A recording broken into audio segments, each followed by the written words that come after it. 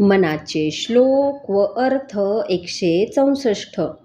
मने कल्पिला विषयो सोडवावा, मने देव निर्गुण तो ओळखावा.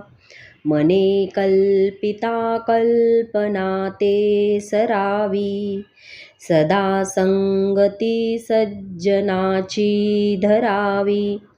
मन हे कल्पनेने विषयात गुरफटून जाते, म्हणून याला काल्पनिक विषयातून मोकळे करावे आणि त्रिगुणातीत असा जो निर्गुण परमात्मा आहे तो जाणून घ्यावा. कल्पनेतून असंख्य कल्पना करीत त्यात मन गुरफटून राहते, तेव्हा कल्पना करणे सोडून द्यावे. त्यासाठी नेहमी संतांची संगती धरावी. जय जय रघुवीर समर्थ.